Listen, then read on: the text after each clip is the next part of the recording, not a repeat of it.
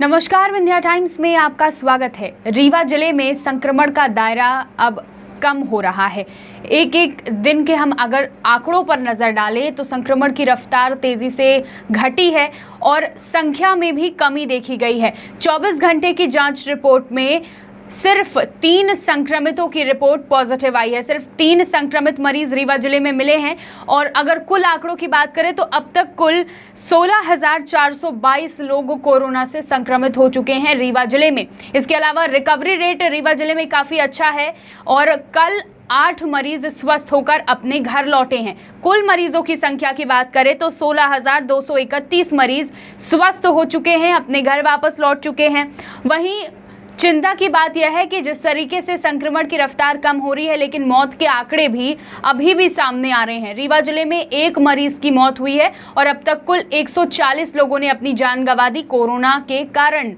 51 active case Rewa जिले में अभी भी बचे हैं जिनका इलाज चल रहा है। ये तो बात हो गई आंकड़े की। धीरे धीरे कर आंकड़ा कम होता दिख रहा है, जिससे लोग ये समझ रहे हैं कि अब संक्रमण खत्म हो रहा है। लेकिन सवाल आपसे है कि क्या वाकई संख्या घटने से संक्रमण का खतरा कम हो रहा है? क्या वाकई अब कोरोना जिले में नहीं है? क्या वाकई अब इसका खतरा लोगों को नहीं है?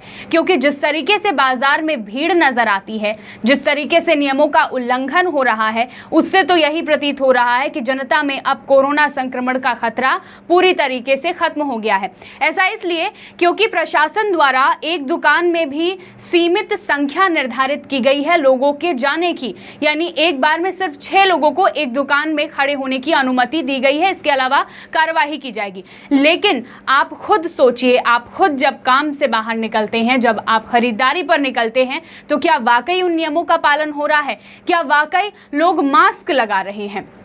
बहुत से ऐसे लोग हैं जो मास्क लगाते हैं लेकिन उनका मास्क भी सही ढंग से नहीं लगा रहता है।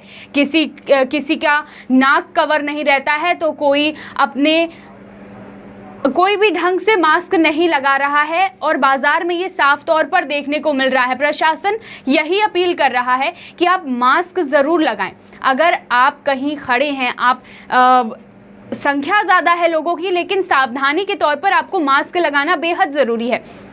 अगर आप मास्क नहीं लगाते हैं तो संक्रमण का खतरा अभी भी बरकरार ही रहेगा। आगे भी संक्रमण तेजी से फैल सकता है। संभावित तीसरी लहर के लिए सरकार तैयारी कर रही है। प्रशासन मुस्तैद है कि तीसरी लहर उन पर हावी ना होने पाए, जनता पर हावी ना होने पाए, लेकिन जनता की ही लापरवाही के कारण इसका खतरा बढ़ सकता है। तीसरी लहर बच्चों पर ज़्यादा प्रभावी हो सकती है, इसलिए हमें खुद सावधान रहना होगा ताकि बच्चों तक यह खतरा ना पहुँचे। इसके लिए प्रशासन बार बार अपील करता है। हमारी भी आपसे बार बार यही अपील है कि अगर आप बाहर निकल रहे हैं, अपने काम से जा रहे हैं, अपने व्यापार पर जा रहे हैं, तो मास्क ज़रूर लगाएं। क्योंकि अगर आप सोशल डिस्टेंसिंग का पालन नहीं कर पा रहे हैं, अगर आप बार बार सैनिटाइजर का इस्तेमाल नहीं कर पा रहे हैं, लेकिन मास्क आपको इस संक्रमण से बचाकर रख सकता है, इसलिए ये बेहद ज़रूरी है। संक्रमण की रफ्तार तेज़ी से कम हुई है, न केवल रीवा जिले में बल्कि अगर हम पूरे प्रदेश की भी बात करें तो प्रदेश में भी संख्या काफ़ी तेज़ी से घटी है। लेकिन इसका मतलब ये नहीं है कि संक्रमण का खतरा भी घट गया है। संक्रमण का खतरा भी अभी भी बरकरार है। अगर हम अन्य देशों की बात करें जहां पर तीसरी लहर आ चुकी है, वहां पर लॉकडाउन एक उपाय बचा था इस लहर से बचने के लिए। लेकिन अब अगर यहाँ लॉकडाउन होता है तो आप इन 2 जो कोरोना की पहली 2 लहर आई हैं, क्या स्थिति होती है, किन किन चीज़ों का सामना करना पड़ता है, क्या क्या परेशानियां आपको होती हैं, हर एक तरह से, हर एक एंगल से अगर आप देखेंगे तो हमारी लापरवाही का खामियाजा हमें ही भुगतना पड़ेगा। इसलिए अगर आगे लॉकडाउन से बचना है, आगे संक्रमण से बचना है, तो सावधानी ज़रूर रखें, सावधानी ज़रूर बरतें।